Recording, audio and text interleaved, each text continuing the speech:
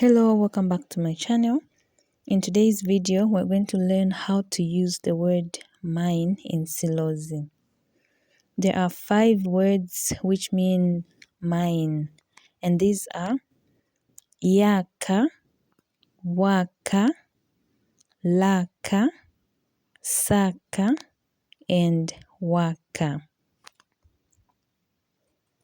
Ye kimota yaka. Ye kimota yaka. Nicha buhobe waka. Nicha buhobe waka. Niinzi mwalapa laka. Niinzi mwalapa laka. Nitinile siapalo saka. Nitinile siapalo saka.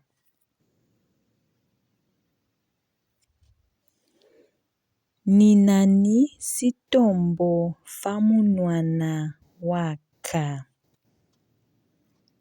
Ninani sitombo famunwana waka.